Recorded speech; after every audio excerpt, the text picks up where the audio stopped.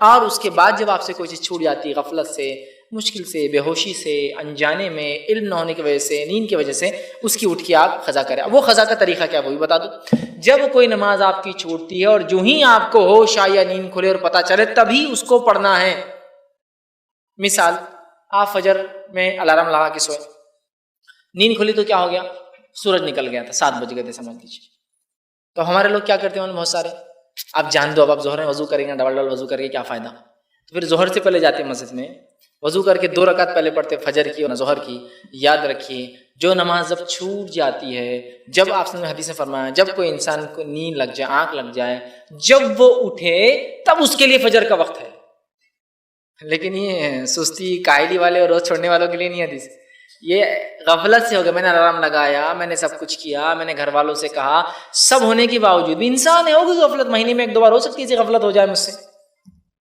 تو آپ نے فرمایا جب نیند سے جاگے جب اس کے لیے وقت ہے، چونکہ وہ غفلت میں تھا، اس پہ نیند کا غلبہ ہو گیا تھا، اس نے سب کچھ کوشش کی اٹھنے کی پھر بھی نہیں اٹھ سکا، اس کے لیے تب ہے۔ عصر کے لیے آپ لیٹے اور نیند اتنی لگ گئی کہ اب بالکل ایسا ہو گیا کہ عصر کا وقت ختم ہونے پر ہے، بہت لیٹ ہو گئے، اٹھتے ہی آپ کو عصر پڑھنا، اب یہ نہیں جانتا مغرب کا، چونکہ جب اٹھے تب اس کے لیے وقت ہے، حدیث میں الفاظ ہے، تبھی اس کو فوراً ادا کر دینی ہے۔ خاموخواہ کے 2 نمازوں کو ملا کر پڑھنا گناہ کبیرہ ہے۔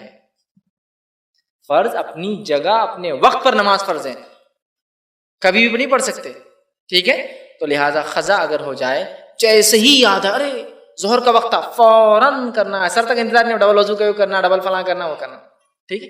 فوراً آپ اس کو کر لیں۔ کچھ لوگوں کو تو اتنی لازمی ہوتی ہے کہ مسجد میں جاتے وضو کر کے، اگر جماعت ختم ہو گئی تو اب جان دو قضا ہو گئی، اب آپ مغرب میں پڑھ لیں گے، سر چلے جاتے۔ ارے بھائی آپ واپس جا رہے ہیں، ہو گئی نا جماعت، کیا فائدہ، آپ مغرب سے پہلے پڑھ لیں گے۔ تبھی آپ کو پڑھنا، اور جو شخص مسجد میں داخل ہو اس لیے کہ نماز پڑھو، جماعت ہو بھی گئی، آپ صلی اللہ علیہ وسلم فرمایا وہ نماز وہیں پڑھے، اس لیے کہ اس کو پوری جماعت کا ثواب ملے گا چونکہ اس کی نیت تھی، ٹھیک ہے؟ تو بہرحال قضا نماز کو تبھی پڑھنا ہے، اور جو نماز جان بوجھ کے چھوڑی جاتی ہے وہ فوت ہو جاتی ہے، تو کیا اس کے بدلے وہ قضا پڑھے زندگی کی؟ تو دیکھیے قضا نمازوں کے معاملے میں کچھ مسائل ہم کو سمجھنا پڑیں گے۔ پہلا، نماز چھوٹ جاتی ہے اس کی قضا ہوتی، جو چھوڑ دی جاتی ہے اس کی قضا نہیں ہوتی، یہ مسئلہ پہلے سمجھ لیجیے۔ مطلب کیا ہے؟ مطلب یہ میں سو رہا تھا اور عصر کا ٹائم نکل گیا تو یہ نماز چھوٹ گئی تو اس کی قضا ہو جائیں گی۔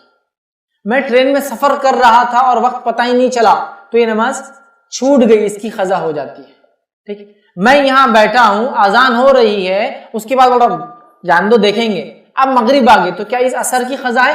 نہیں، یہ نماز ختم ہو گئی، آپ نے جان بوجھ کے چھوڑ دیا، اس کو بولتے ہیں نماز فوت ہو جانا، ختم ہو گئی۔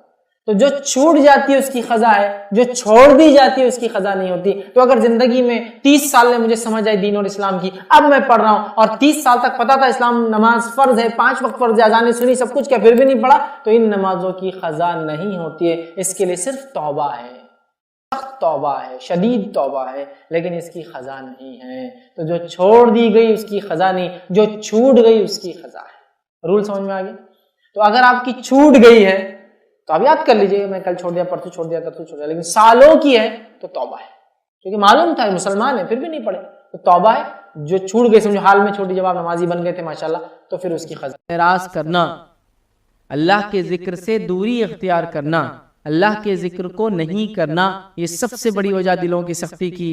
آئیے نبی اکرم صلی اللہ علیہ وسلم کیا فرماتے ہیں، کیا فرماتے ہیں، جامع ترمذی کی روایت آپ نے فرمایا تم اللہ کے ذکر کے علاوہ دوسرے کلام کی کثرت نہ کیا کرو، تم اللہ کے ذکر کے علاوہ دوسرے کلام کی کثرت سے نہ بولا کرو۔ کیوں؟ سنو، آپ نے فرمایا کثرت نہ کیا کرو، کیونکہ اللہ کے ذکر کے علاوہ دوسرا کلام بکثرت کرنے سے دل سخت ہو جاتے ہیں۔ اللہ کے علاوہ دوسرا ذکر بکثرت کرنے سے دل سخت ہو جاتے ہیں، مطلب اللہ کے ذکر کی کثرت سے دل نرم ہو جاتے ہیں، اور اللہ کے ذکر کی کثرت کم کرنے سے یا دنیا کے ذکر زیادہ کرنے دل سخت ہو جاتے ہیں۔ اب اپنے دن کا معمول ہم دیکھیں، دن چریا بولتے ہیں، دن بھر میں کیا کر رہے ہیں، دن بھر کا معمول دیکھیں، اللہ کا ذکر کتنے کثرت سے کر رہے ہیں اور دنیا کا ذکر کتنے کثرت سے کرتے ہیں۔ ہم اگر اس کو موازنہ کریں تو اگر نماز پڑھ رہے ہیں اور نماز میں بھی جہر والی نماز آ جائے، امام خود پڑھ رہا ہو تو ذکر وہاں تو اور بھی کم ہو جاتا ہے۔ چلو جب سری خاموش نماز ظہر کی ہے اور عصر کی ہے خود پڑھتے ہیں، مغرب کے اندر ہوتا ہے نا 1 رکعت خود پڑھتے ہیں، عشاء میں 2 رکعت خود پڑھتے ہیں، ٹھیک ہے، لیکن نماز ہے تو ہم دیکھیں تو امام صاحب پڑھ لیتے ہیں وہاں تو وہ بھی مسئلہ ختم ہو جاتا ہے۔ اس کے علاوہ کتنا اللہ کا ذکر کر رہے ہیں ہم، قرآن کی تلاوت کی شکل میں، دعاؤں کی شکل میں کتنا کر رہے ہیں اس کے علاوہ۔ اچھا، اس کے علاوہ دوسرے اذکار کتنے زیادہ ہیں، یہ کام ہوا کیا، فلاں چیز ہوئی کیا، یہ گیا کیا، وہاں ہوا کیا، بچی کا کیا ہوا، بچے کا کیا ہوا، بزنس کا کیا ہوا، پڑوسی کا کیا ہوا، اس کا. تو جب ہمارے دلوں میں ہم ذکر جو ہے اللہ کی کثرت ذکر چھوڑ کر، مطلب اللہ کے ذکر کی کثرت چھوڑ کر دنیا کے ذکر کی کثرت اپنا لیتے ہیں، نبی اکرم صلی اللہ علیہ وسلم فرما رہے ہیں ہمارے دل اس سے سخت ہو جاتے ہیں، ہارڈ ہو جاتے ہیں. یاد رکھیے ہارڈننگ آف دا ہارٹ جس کو کہیں گے کہ دل ہارڈ سخت ہو جاتا ہے، یاد رکھیے. اور ایسے سخت ہو جاتے ہیں کہ پتھروں سے بھی زیادہ سخت ہو جاتے ہیں. تو اگر ہم چاہتے ہیں اپنے دلوں کو نرم کریں تو اللہ کے ذکر کو کثرت سے ہم کریں. سمجھ رہا، کثرت سے ذکر کریں.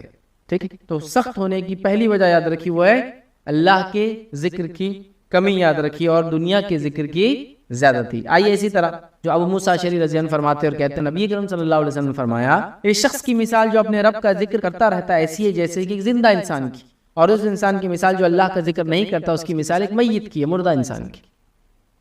اللہ کے ذکر کرنے والے انسان کی مثال ایک زندہ کی ہے، اور اللہ کا ذکر نہیں کرنے والے کی مثال ایک مردہ کی. اور ظاہر سی بات ہے جب جسم مردہ ہے تو دل بھی اس کا مردہ ہو جائے گا.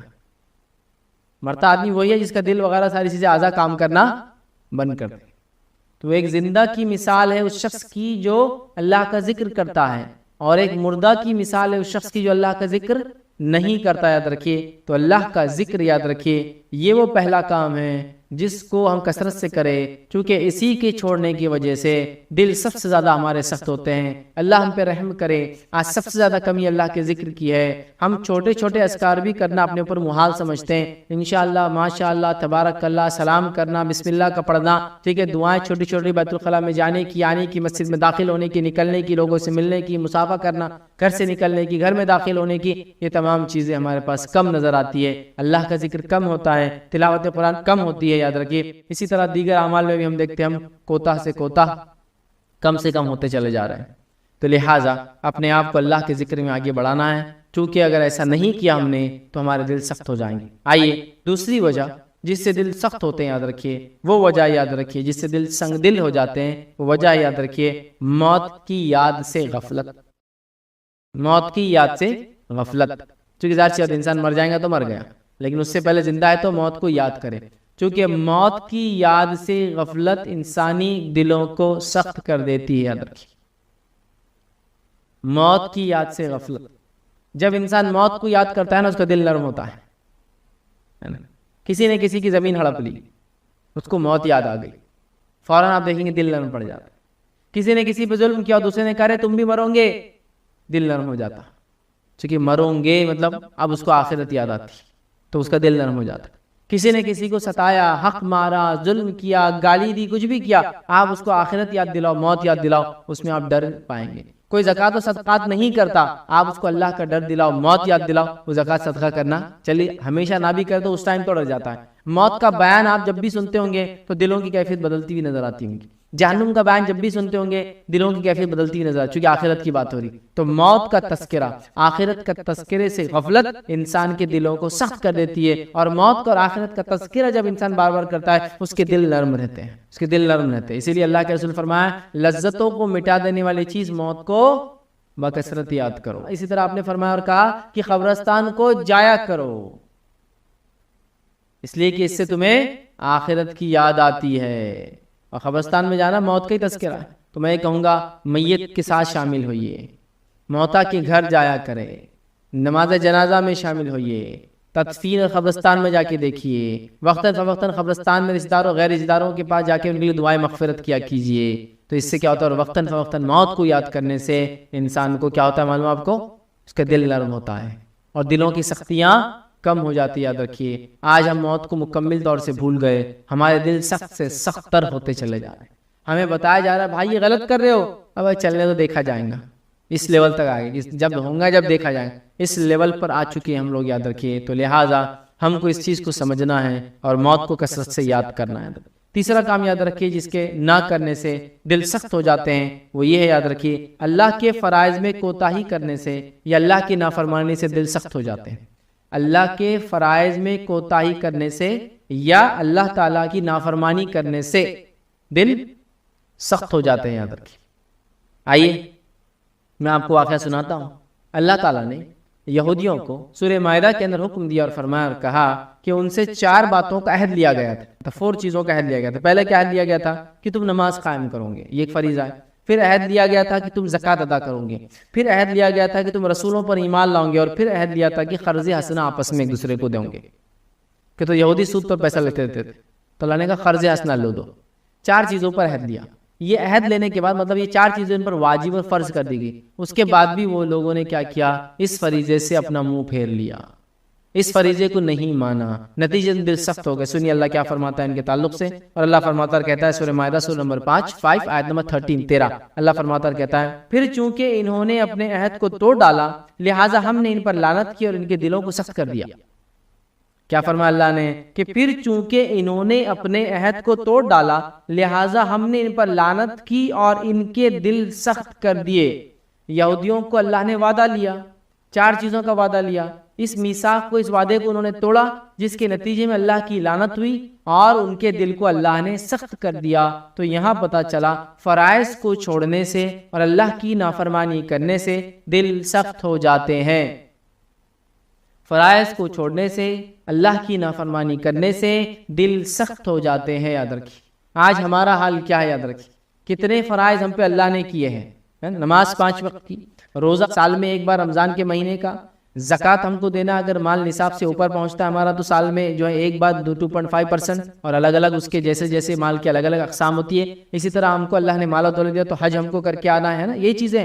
لیکن آج بھی ان میثاق کو، ان وعدوں کو، ان عہد کو، ان فرائض کو ہم چھوڑ رہے ہیں۔ تو اللہ کی نافرمانی کی یہود نے، اور جو فرائض ان پر عائد کیے گئے تھے اس کو چھوڑا، جس کے نتیجے میں دل سخت ہو گئے۔ تو جو بھی انسان فرائض کو چھوڑتا ہے، اللہ کی نافرمانی کرتا ہے، اس کے دل سخت ہو جاتے ہیں، سنگ دل بنتا جاتا ہے وہ انسان، یاد رکھیے۔ تو سنگ دلی سے اگر اپنے آپ کو بچانا ہے تو ہمیں کیا کرنا ہوگا؟ ہمیں فرائض کا اہتمام کرنا ہوگا، ہمیں اللہ رب العزت کی نافرمانی سے اپنے نفس کو بچانا ہوگا۔ اگر ایسا نہ کیا تو اللہ تعالیٰ نے یہودیوں کے دل سخت کر دیے تھے، اور وہ ہمارے بھی دل سخت کر سکتا ہے، یاد رکھیے۔ اور کیوں نہیں؟ اور ہمارے دل آج کیوں اتنے سخت ہیں؟ ہم جس کی کہیں گے رزیل، جس کو کہیں گے اخلاقی رزیلہ، رزیل سمجھتے ہیں ایک دم گھٹیا اخلاق آج ہم میں کیوں بھرے ہوئے ہیں؟ یہ دلوں کی سختیوں کا تو نتیجہ ہے کہ پڑوس میں ایک انسان بھوک سے مر رہا ہے اور ہم لوگ اپنی دعوتیں اور شادیوں میں گل چھڑ اڑا اڑا کے پریشان ہیں۔ لوگ مال و دولت کے لیے ترس رہے ہیں، اپنی بنیادی ضرورتوں پورا نہیں کر پا رہے، ہم لوگ اپنے مال کو جلا کر بھی پریشان ہیں کہ کیا کریں، زیادہ کہاں خرچ کریں۔ تو دل کی سختیاں نہیں تو کیا ہے کہ پڑوسیوں کو دیکھ کر، ماحول کو دیکھ کر، حالات کو دیکھ کر بھی اپنے اسلام نہیں کر پا رہے، کتنے دل ہمارے سخت ہو چکے ہیں۔ تو یہ تیسری اہم وجہ یاد رکھیے۔ آئیے چوتھی وجہ دلوں کے سخت ہونے کی وہ ہے نظر بد کی پہچان کیا ہے، تھوڑا سا وہ بھی دیکھ لیتے ہیں۔ ہاؤ ٹو ڈیٹیکٹ، کیسے معلوم کہ نظر بد کسی کو لگی ہے؟ چند باتیں آپ کے سامنے میں رکھ دیتا ہوں۔ نظر بد سے کیا ہوتا ہے؟ غیر معمولی تبدیلی یا تغیر، جس کو بولتے ہیں تغیر، سمجھتے ہیں طغیانی۔ جیسا کہ ایک ندی ہے، اس میں پانی نہیں ہے اور اچانک باڑھ آ گئی، ہوتا ہے نا کبھی، بہت سے لوگ اس میں مر جاتے ہیں، بہہ جاتے ہیں گھر بار، کیونکہ 8 مہینے ندی سوکھی ہوتی، 4 مہینے پانی، لیکن اچانک گرمی کے موسم میں اس کو بولتے طغیانی، اچانک سوکھی ندی میں باڑھ آ گئی، سمجھ رہا؟ اچانک کسی علاقے میں بارش ہی نہیں ہو رہی لیکن پانی ایسا آ رہا نالوں میں کہ نالے بھر کر جا رہے، تو کوئی آدمی سیفٹی بھی نہیں کرتا نا، بارش آتی رہی تو آدمی سیفٹی کرتا ہے کم از کم، ہوتا ہے تو اچانک جسمانی یا ذہنی تغیر، طغیانی میں ایک دم بدل جانا، یہ ایک علامت ہوتی ہے جن کی، جادو کی اور نظر بد کی۔ ایک دم صحت مند انسان 1 سیکنڈ پہلے اور اچانک گر گیا، سیکنڈ مومنٹ، سو کچھ صحت میں پرابلم، سمجھ رہے آپ؟ یہ ہے اچانک، سمجھ رہے ہیں آپ، اچھے سے ایک بیماری کی طرف چلا گیا، یہ ایک بہت بڑی علامت ہوتی ہے۔ لیکن ایک بات آپ ہمیشہ یاد رکھیے، ہم جب جادو کی بات کرتے ہیں، ہم جب نظر بد کی بات کرتے ہیں تو یہاں میڈیکل یا میڈیکیشن کا امپورٹنس ہم کم نہیں کر رہے کسی بھی حال میں، وہ بھی ہونا چاہیے، وہ بھی بہت امپورٹنٹ چیز ہے، یاد رکھیے۔ دواخانے جانا، چیک اپس کرانا، سائیکٹرسٹ کے پاس جانا، مینٹل چیک اپس کرانا، مینٹل کاؤنسلنگس کرانا، ہوتا ہے کبھی آدمی نفسیاتی پریشانی میں ہوتا ہے، نہ اس پہ جن ہوتا ہے، نہ اس پہ جادو ہوتا ہے، نہ اس کو نظر بد لگتی ہے، تو اس کو چاہیے کہ وہ یہ سب کرے۔ ہمارے پاس ہمارے ماحول میں میڈیکل چیک اپ تو بہرحال کر لیتے ہیں ہم لوگ، سائیکٹرسٹ چیک اپ کا بہت بڑا مسئلہ ہے۔ ایسا بہت سے لوگ میرے پاس آتے ہیں مشورہ، تو میں کہتا ہوں دیکھیے یہ مشورہ میں دینے سے پہلے یہ کہوں گا ایک سائیکٹرسٹ کاؤنسلنگ آپ کر لو، پاگل تھوڑی ہو فیض ہم آپ دواخانے میں بھیج رہے۔ اور حالت یہ ہے کہ ایک مرتبہ میں ایک دواخانے کے پاس سے گزر رہا ہوں، پاگلوں کا ایک دواخانہ ہے، مینٹل ہاسپٹل ہے جیسا لوگ، تو وہاں 2 لوگ وہاں سے نکل رہے ہیں، میں ان کو سلام بھی کرا تو منہ چھپا کے بھاگ رہے۔ مطلب ہمارے معاشرے میں، ہند پاک میں، انڈیا پاکستان میں حالت یہ ہے साइकेट्रिस्ट काउंसिल तो दूर, सिर्फ एक साइकेट्रिस्ट के दवाखाने या कंपाउंड में जाना बोले तो बुराई की अलामत है। लोग दूर से क्या बोलेंगे, लोग मैं पागल तो नहीं होगा, भागो यहाँ से। दवाखाने से निकलते कोई मिल गए, भाई मैं नहीं पागल, मैं देखने आया था, मैं नहीं, तुम समझेंगे नहीं, तुम आया हो, इतना वो है ही नहीं। एक साइकेट्रिस्ट काउंसलिंग, ठीक। और दूसरा ऐसा कोई इंसान जो जिसको हम कहेंगे ऐसे अमराज जो इंसान के जो है जिनसी ताल्लुकात से ताल्लुक रखते हैं, उनमें बहुत डर रहता है उनको, इतना डर और इतना मुंह छुपाते इसी कोई इंतहा नहीं। मतलब सेक्स रिलेटेड प्रॉब्लम्स जो होते हैं इतना कि वो साइकेट्रिस्ट काउंसलिंग से ज़्यादा खतरनाक रहती। ये एक्सपीरियंस मुझे इसलिए भी है कि मैं मेडिसिन का बिजनेस करता था, तो बहुत सारी मेडिसिन ऐसी आती थी जो उससे रिलेटेड होती थी, ठीक, सेक्सुअल पावर से या क़ुव्वत बहा से, तो हम लोग उसको बहुत सारी जगह मार्केटिंग करते थे। बहुत सारे डॉक्टर्स थे जहाँ हम जाते थे, अगर वहाँ कभी हम पहुँच जाते तो सारे लोग मुँह छुपा लेते थे। कोई अखबार पढ़ना शुरू कर देता था, कोई बुक लगा देता था, कोई भाग जाता था, अरे वाह फाइज भाई आगे गया, भागो यहाँ से। तो मेरा तो खैर फील्ड था, क्योंकि वो दवाओं को हम सेल करते थे, प्रोडक्ट बताना होता था, जनरली मार्केटिंग रिप्रेजेंटेटिव थे हम, बस वो जाते नहीं, कभी कभी मैं भी जाता था। तो जब मैंने देखा लोग इतना डरते हैं, देखिए बीमारियाँ हैं अल्लाह ने दी है, ठीक है, इलाज कराने में मैं समझता हूँ शर्म महसूस करना, ये खुद एक इंडियन जैसा जिसको कहेंगे इंडियन पाकिस्तानी बांग्लादेशी एक मेंटालिटी है कि इलाज चाहे कोई भी हो उसमें भी शर्म और हया, मतलब इस मामले में कि जहाँ होना नहीं चाहिए वहाँ भी होती है। इलाज कराने में काहे की शर्म, मेरे को जख्म आ गया मुझे इलाज कराना, नहीं लोग क्या बोलेंगे, मैं कैसा जाऊँगा, लोगों को क्या जवाब दूंगा, कैसे लगा बोलूँगा, इसको क्या जवाब दूंगा, उसको क्या जवाब दूंगा, पड़ोसी क्या समझेंगे, इन्हों क्या समझेंगे, उन्होंने समझेंगे, इसको मार के इन्हों समझेंगे उसको, इतनी बातें सोच रहा हूँ खाली इलाज से पहले। किसी आदमी साइकेट्रिस्ट काउंसलिंग की जरूरत है, आदमी पागल होगा दवाखाने नहीं भाई मिलने हम नहीं जाएंगे, घर पे आए तो बुला बाबा, वहाँ जाने के बाद लोग हमको समझ लिए तो अच्छे खासे हम पहले ही, इतना डर है। साइकेट्रिस्ट काउंसलिंग कराना चाहिए, कभी कभार ये भी ज़रूरी होता है, क्योंकि उसमें कोई जादू नहीं होता है, कोई नज़र बद नहीं होती, कोई आसिफ नहीं, मेंटल इंसान डिस्टर्ब होता है, समझ रहा, तो ये कराना चाहिए। अब ये होने के बाद हम दम भी करेंगे या इससे पहले दम भी करेंगे, लेकिन ये चीज़ भी कराना चाहिए, medical checkups and psychiatric counselling, क्योंकि नज़र बद का जादू से इसका ताल्लुक है, इसलिए मैं चाह रहा हूँ। कभी आदमी में जादू नहीं होता है, वो नफ्सियाती पागल हो जाता है, और आप उसका अगर जादूगर का इलाज कराएंगे तो मैं समझता हूँ, माफ़ करना, किसी राखी या मालिश के पास भी कराएंगे तो उसको वो फ़ायदा नहीं मिलेंगी, वो शफा जो होना चाहिए, समझ रहे, क्योंकि उसको जादू है ही नहीं, उसको एक्चुअली मेंटल डिसऑर्डर है, कोई डिसीज़ है, ठीक, इस बात को हम समझें, ठीक। अब जो है लेकिन वाकई में अगर नज़र बद है या इस तरह का है तो चंद चीज़ें जिससे पता चल सकता है नज़र बद है, उसमें एक चीज़ ये है कि चेहरे पर पीलाहट होना और हल्के पड़ जाना, जो कि हदीस में ही है ना, कि आपने देखा बच्ची का चेहरा पीला था तो कहा इस पर दम करो, तो चेहरे का पीला हो जाना जो एबनॉर्मल होता है, येलोइश चेहरा हो जाता है, ठीक है, और उसके साथ साथ जो है नीचे जो है हल्कों का पड़ जाना, इसी तरह जो है सीने में जो है घुटन का एहसास होना, मतलब आदमी अच्छा है उसको कोई चेस्ट का डिसीज़ नहीं फिर भी घुटन का महसूस होना, तिलावत सुनने या दम करने पर मुख्तलिफ किस्म की परेशानियां लायक होना, कोई इस पर तिलावत कर रहा है दम कर रहा है तो परेशान हो जा रहा है मुख्तलिफ किस्म की, इसी तरह जो मामूल से ज़्यादा गर्मी महसूस होना, कंटिन्यूसली परेशान की पसीना जा रहा है और परेशान रह रहा है, मामूल से ज़्यादा, नॉर्मल तो एक अलग चीज़ है, अब नॉर्मल, इसी तरह जो पसीने का आना, और ख़ास तौर से, और इसमें बहुत सारी बातें ऐसी जिसकी मैं हदीस से कोई दलील नहीं दे पाऊंगा, लेकिन ये उलमा की तज्जिए समझते हैं आप, कुछ चीज़ों का एक्सपेरिमेंट करके देखा गया कि आदमी पे ये जो इलाज कर रहे हैं ये ज़्यादा हो रहा है तो लिहाजा ये सिम्टम्स हो सकते हैं, लेकिन अगर आप आगे पूछें दलील तो मैं कहूँगा ये दलील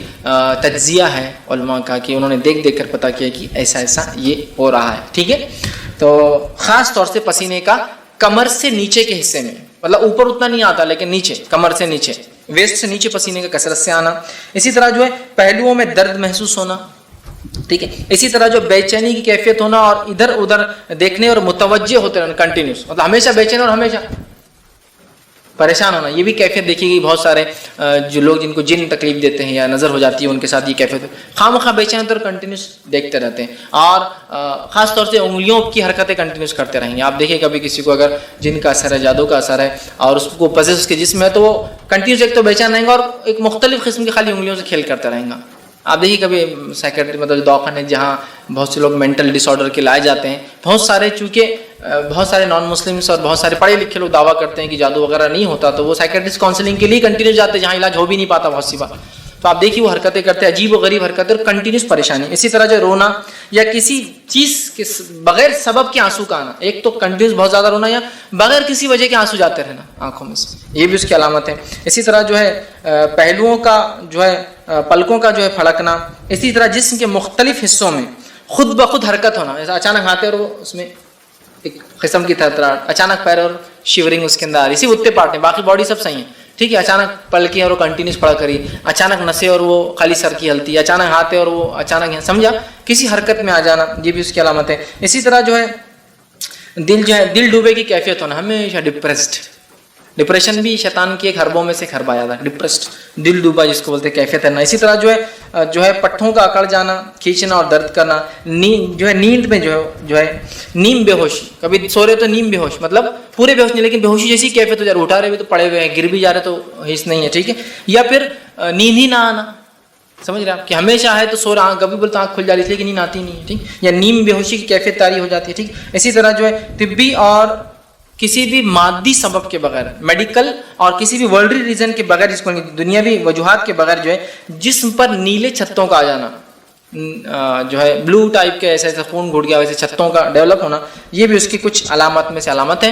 کچھ کی دلیل تو حدیث سے ملتی ہے اور باقی جو ہے تجزیہ ہے جو علماء نے کیا, جو علاج کرتے ہیں, معالج ہوتے ہیں, راکی ہوتے ہیں, ان لوگوں کے ایکسپیریمنٹس کے جو ریزلٹس تھے وہ میں نے آپ کے سامنے رکھے. لیکن اگر آپ مجھ سے ان کے دلائل پوچھیں گے تو میرے پاس اس کی کوئی حدیث سے نہیں سوائے پیلا پن پڑنا اور آنکھوں میں حلقے آنا, انسان کا ایکسٹراڈنری دبلا ہو جانا, چونکہ صحت خراب رہنا نظر لگنے سے. لیکن اس کے علاوہ باقی تمام چیزیں جو ہے ایکسپیریمنٹ علماء نے تجزیہ کیا ہے, اور کچھ وجوہات حدیث بھی اس کے لیے بنی, جیسا کمر کے نیچے کا میں نے کہا نا, آگے حدیث آئیں گے تو اس سے بھی کچھ چیزیں, اس لیے آخرت میں بہت کثیر اس کا بدلہ ملے گا, ٹھیک ہے. اسی طرح اب جو میں نے کہا دعائیں قبول ہونے کی تین صورتیں ہیں, اس میں سے جو تین صورتیں ہیں اس میں سے جو ایک صورت اللہ ہو بہو دعا کو قبول کرتا ہے, اس جو سٹیپ جو پہلا قبول جو اللہ ہو بہو کرتا ہے, اس کے پھر دو طریقے اللہ کے قبول کرنے کے. اللہ ہر دعا قبول کرتا ہے, دعائیں تین شکل میں قبول ہوتی ہیں, ہو بہو, آخرت میں بدلہ, اس کے برابر مصیبت ٹالتا ہے. تو جو پہلی شکل اللہ قبول کرتا ہے, اس قبول کرنے کی پھر دو شکلیں ہیں, اس قبول کرنے کی دو شکلیں, وہ کیا ہے؟ پہلی شکل یہ ہے, دعا مانگی تبھی قبول ہو گئی, آج میں نے دعا کی کل نتیجہ آ گیا, آج میں نے دعا کی پرسوں نتیجہ آ گیا, آج میں نے دعا کی 1 مہینہ بعد رزلٹ تھا میرا اور وہی آیا جو میں چاہتا تھا. تو یہ ہوا فوراً حال میں, مطلب بالکل آپ دیکھ سکتے ہیں اس کی دعا فوراً قبول ہو گئی آپ کی. اور کبھی اس دعا کو اللہ بعد میں قبول کرتا ہے, بہت لمبے عرصے کے بعد, کتنا عرصہ ہم نہیں جانتے, بہت دن بعد بھی کرتا ہے. لیکن تو جو پہلی شکل ہے, پھر اس کے دو ٹائپس ہوتے ہیں, پہلا فوراً, دوسرا تھوڑا وقت کے بعد. آئیے اس کی مثالیں ہم دیکھتے ہیں, جس میں دعا جو فوری قبول ہو جاتی ہے اس کی ایک مثال ہے, صحیح بخاری کی روایت ہے. آپ صلی اللہ علیہ وسلم فرماتے ہیں 3 لوگ تھے بنی اسرائیل سے, اور وہ جنگل میں تھے, زوردار بارش ہونے لگی, تینوں نے گفا میں پناہ لے لی. اچانک اوپر سے ایک پتھر گرا اور گفا کی منہ پہ آ کے لگ گیا, گفا بند ہو گئی. تینوں نے کہا اپنے اپنے نیکی کا وسیلہ تلاش کرو اور اللہ کے سامنے ایسی نیکی بیان کرو جو نیکی خالص اللہ کے لیے کی ہوں گی, تاکہ یہ مصیبت ٹل جائے. پہلے نے کہا اللہ میں نے اپنے والدین کے لیے جو ہے بکریاں چرا کر آیا تھا, والدین سو گئے, میں روز پہلے ان کو دودھ پلاتا, اس دن بعد میرے والدین سو گئے تھے, بچے حالانکہ میرے بھوک سے تڑپ رہے تھے, میں نے پھر بھی بچوں کو جو ہے دودھ نہیں دیا, پہلے والدین کے اٹھنے کا انتظار کیا, انہوں نے پیا, پھر میں نے بچوں کو دیا, یہ میں نے تیرے لیے کیا تھا, اگر تجھے یہ چیز پسند ہے تو جو ہے اس کو جو ہے تو تھوڑا اس مصیبت کو ہٹا دے. پتھر تھوڑا کھسک گیا, روشنی اندر آنے لگی, فوراً اثر ہوا دعا کا, فوراً انسٹنٹ دعا ہوئی, اثر ہوا, پتھر تھوڑا کھسک گیا. پھر دوسرے شخص نے دعا کی, اور تیسرا بہرحال تفصیلی ہے واقعہ بہت لمبا, تینوں نے دعا کی, ایک کی دعا پہ تھوڑا کھلا روشنی آئی, دوسرے کی دعا پہ اتنا کھلا کہ باہر دیکھ سکتے لیکن نکل نہیں سکتے, تیسرے کی دعا پہ وہ رول کر کے بازو ہٹ گیا اور تینوں باہر نکل گئے. جبھی اللہ نے جواب دیا ان کی دعا کا. یہ ایک شکل. اب دوسری شکل جو اللہ بعد میں جواب دیتا ہے, جو بعید ہوتا ہے, عرصے بعد دیتا ہے, تو آئیے اس کی مثال خود قرآن نے دی. ابراہیم علیہ الصلوۃ والسلام نے اللہ سے دعا کی, سورہ بقرہ سورہ نمبر 2 آیت نمبر 129 اور فرمایا ربنا وابعث فیہم رسولا منہم یتلو علیہم آیاتک ویعلمہم الکتاب والحکمت ویزکیہم. اے اللہ ان لوگوں میں سے, انہی میں سے ایک رسول پیدا کر. اے اللہ ان لوگوں میں سے. یہ دعا کب کیا آپ نے معلوم آپ کو؟ جب اسماعیل علیہ السلام اور حاجرہ علیہ السلام کو لا کر مکے میں چھوڑ دیا. مکے میں چھوڑنے کے بعد جب آئے تو ایک دعا کر رہے ہیں. کیا دعا کر رہے ہیں؟ اے اللہ میری اس اولاد سے, اسماعیل سے, اس کی نسل سے, ان لوگوں میں سے جو ہے اللہ فرمائے ربنا وابعث فیہم رسولا منہم, انہی کے اندر سے ایک رسول انہی میں سے بھیج, یتلو علیہم آیاتک, جو تیری آیتیں پڑھ پڑھ کر انہیں سنائے, ویعلمہم الکتاب, اور تیری کتاب کا علم انہیں دے, والحکمہ, اور ان کو نبوی علم احادیث کا علم حکمت عطا فرمائے, ویزکیہم, اور ان کی نفسوں گناہوں سے پاک کرے. اور یہ دعا کا نتیجہ کون تھے معلوم آپ کو؟ یہ دعا کب قبول ہوئی؟ نبی اکرم صلی اللہ علیہ وسلم اس دعا کا نتیجہ تھے. آپ نے حدیث میں اس کی تفسیر کی اور فرمایا, آپ نے فرمایا میں اپنے باپ ابراہیم کی دعا کا نتیجہ ہوں. کتنے ہزار سال پہلے کی تھی ابراہیم علیہ السلام نے دعا؟ قبول کب ہوئی؟ وہ انہی میں سے رسول آیا. آخری نبی عرب تھے, اسماعیل علیہ السلام کے نسل تھے, لیکن ہزاروں سال بعد دعائیں رائگاں نہیں جاتی ہے, اثر لاتی ہی ہے, لاتی ہی اثر ہو فوراً یا بعد میں. اور بعد کی فوراً کی مثال بھی رکھ دی, بعد کی مثال بھی رکھ دی آپ کے سامنے. تو اللہ کے رسول ابراہیم علیہ السلام کی دعا قبول ہوئی. ہر دعا قبول ہوتی ہے, میری آپ کی بھی ہوتی ہے, لیکن فوراً نہیں ہوئی. کئی ہزار سال بعد اسی نسل میں اسماعیل علیہ السلام سے ایک نبی آئے. دعائیں خوب دیجیے, خوب دعائیں دیجیے. یہ دعائیں پتہ نہیں کب اثر لائیں, کتنے نسلوں بعد لائیں گی. ابراہیم علیہ السلام کی دعا ہزاروں سال بعد رنگ لائی, 3000 3.5 4,000 سال بعد. دعائیں کرنا چاہیے, اس کے بڑے فضائل یاد رکھیے. تو 3 شکلوں میں سے پہلی شکل کی 2 قسمیں ہیں کہ فوراً اور دیر سے. لیکن یاد رکھیے اللہ رب العزت دعا قبول کرتا ہی ہے, دعا کبھی رائگاں نہیں جاتی. کبھی اپنی دعاؤں سے مایوس مت ہوئیے کہ میں نے دعا کی اور قبول نہ ہوئی. اسی طرح